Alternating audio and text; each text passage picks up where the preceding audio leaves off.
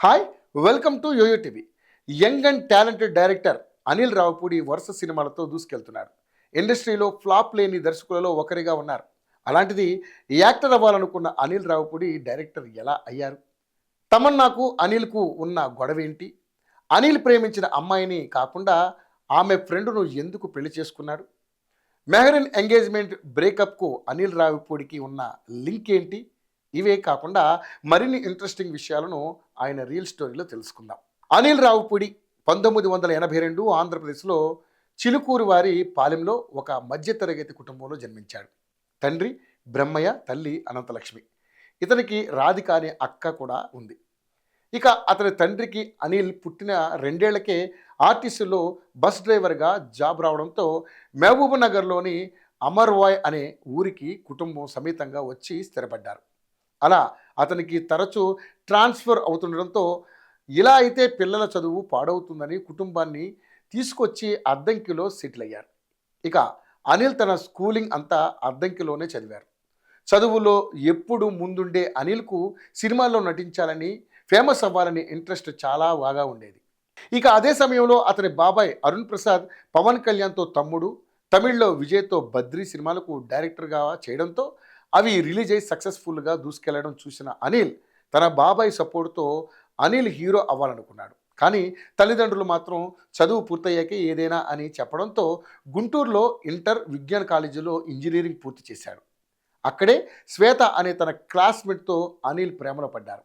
అయితే శ్వేత అనిల్ మధ్య ఏం జరిగినా ఆమె తన బెస్ట్ ఫ్రెండ్ అయిన కరణం భార్గవితో పంచుకునేది. ఇదిలా ఉంటే కాలేజీలో కామెడీ స్కిట్లను చేసేవాడు. వాటికి మంచి ప్రైజెస్ కూడా వచ్చేవి. దీంతో తాను ఖచ్చితంగా సినిమా ఇండస్ట్రీకి వెళ్ళి తానేంటో ప్రూవ్ చేసుకోవాలనుకున్నాడు.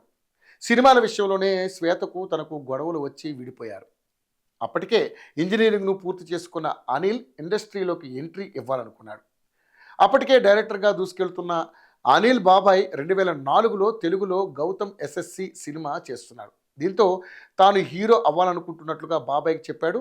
అంతకంటే ముందు నువ్వు ఇండస్ట్రీ గురించి తెలుసుకో, అప్పుడు హీరో అవ్వాలా లేక డైరెక్టర్ అవ్వాలా అనేది ఆలోచించుకోమని చెప్పి గౌతమ్ ఎస్ఎస్సి మూవీకి ప్రీ ప్రొడక్షన్ నుంచి పోస్ట్ ప్రొడక్షన్ వరకు అనిల్ను అన్నింట్లో ఇన్వాల్వ్ చేశాడు. ఆ తర్వాత అనిల్ను విఎన్ ఆదిత్య దగ్గర అసిస్టెంట్ డైరెక్టర్గా జాయిన్ చేయించాడు. నాగార్జున నటించిన బాస్, శౌర్యం, హ్యాపీగా సినిమాలకు అసిస్టెంట్ డైరెక్టర్, అసిస్టెంట్ రైటర్గా చేసినా ఎక్కడా అతనికి యాక్టింగ్ ఛాన్సులు రాలేదు. కందిరిగ సినిమాలో నటించాలనుకున్న ఛాన్స్ రాలేదు. దీంతో డైరెక్టర్గా ఫేమస్ అయ్యాకే యాక్టింగ్ చేయాలని నిర్ణయించుకున్న అనిల్ రావిపూడి తన ఫోకస్ మొత్తం డైరెక్షన్పై పెట్టాడు. ఇక అలా ట్రై చేస్తున్న సమయంలో దరువు, ఆగడు, మసాలా, పండగ చేసుకో మూవీస్కు డైలాగ్ రైటర్గా చేస్తూ బిజీగా ఉండేవాడు. అదే సమయంలో తన ఫ్రెండ్ పెళ్లికి అనిల్ ఊరికి వెళ్ళగా తన బీటెక్ ఫ్రెండ్స్ అంతా అక్కడికి రావడం జరిగింది. అందులో తన ఎక్స్ గర్ల్ ఫ్రెండ్స్ అయిన భార్గవి కూడా వచ్చింది. మాటల మధ్యలో తనకు సంబంధాలు చూస్తున్నారని చెప్పింది. ఆ క్రమంలో ఆ పెళ్ళేదో తననే చేసుకోమని అనిల్ అడిగాడు. దీంతో కొంత టైం తీసుకున్న భార్గవి ఓకే అనిల్ను పెళ్లి చేసుకునేందుకు ఓకే చెప్పింది. 2012లో ఇద్దరు పెళ్లి చేసుకున్నారు. ఆ తర్వాత హైదరాబాద్కు వచ్చి సెటిల్ అయ్యారు. భార్గవి ఐటీ జాబ్ చేస్తుంటే అనిల్ మాత్రం తాను రాసుకున్న కథలను పట్టుకొని ప్రొడ్యూసర్లు చుట్టూ తిరుగుతుండేవాడు. అలా తాను రాసుకున్న పటాస్ సినిమా స్టోరీని గోపీచంద్, మహేష్ బాబు లాంటి హీరోలకు వినిపించాడు. కానీ అనిల్ డైరెక్షన్లో కొత్త కావడంతో ఎవరూ ఛాన్స్ ఇవ్వలేదు. కానీ కళ్యాణ్ రామ్ కొత్త డైరెక్టర్లను ఎంకరేజ్ చేస్తాడని తెలుసుకున్న అనిల్ ఆయన వద్దకు వెళ్ళి స్టోరీని వినిపించాడు. కళ్యాణ్కు స్టోరీ నచ్చింది. కానీ అప్పటికే 3D సినిమాలో హీరోగా, ప్రొడ్యూసర్గా చేస్తున్నాడు. దీంతో ప్రొడ్యూసర్ను తెచ్చుకుంటే డేట్స్ ఇస్తానని, లేదంటే 2 ఏళ్ళు ఆగితే తానే ప్రొడ్యూస్ చేస్తానని కళ్యాణ్ రామ్ చెప్పాడు.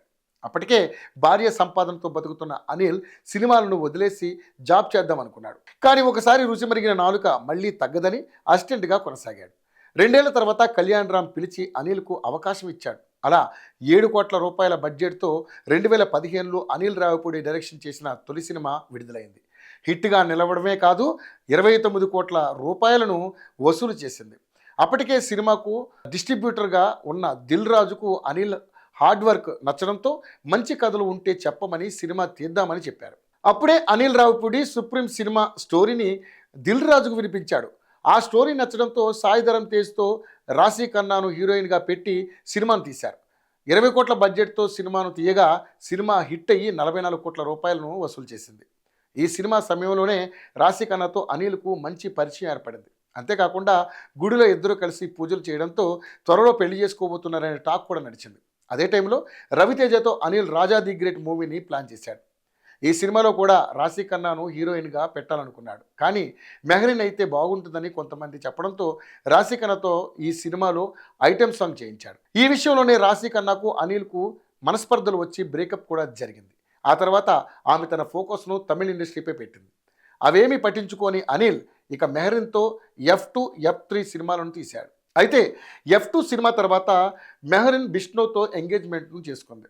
పెళ్లి తర్వాత సినిమాలు తీయకూడదనే కండిషన్తో పెళ్లికి ఒప్పుకున్న బిష్ణోకి ఎంగేజ్మెంట్ తర్వాత మెహరీన్ F3 సినిమాలో నటించేందుకు సైన్ చేయడంతో అతని పెళ్లిని క్యాన్సిల్ చేసుకున్నాడు. ఆ తర్వాత మెహరీన్తో అనిల్ పేరు గట్టిగా వినిపించింది. ఇంట్లో కూడా గొడవలు కావడంతో మెహరీన్తో రిలేషన్కు అనిల్ ఫుల్ స్టాప్ పెట్టాడు. భగవంత్ కేసరి సినిమా సమయంలో తమన్నాతో అనిల్ ఐటెం సాంగ్ చేయించాలని అనుకున్నాడు.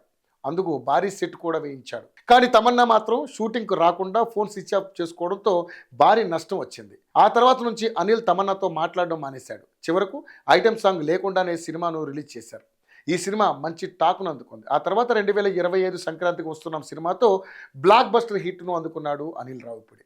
ఇప్పటి వరకు అనిల్ రావిపూడి 8 సినిమాలను డైరెక్ట్ చేయగా ఒక సైమా అవార్డును అందుకున్నాడు. అనిల్ రావిపూడి డైరెక్టర్గానే స్థిరపడతారా అని అడిగితే మాత్రం ఎప్పుడైతే తన డైరెక్షన్ ఆడియన్స్కు బోర్ కొడుతుందో అప్పుడు యాక్టింగ్లోకి ఎంట్రీ ఇస్తా అని చెప్పి తన చివరి గమ్యం యాక్టింగ్ అని క్లారిటీ ఇచ్చేశాడు అనిల్ రావిపూడి.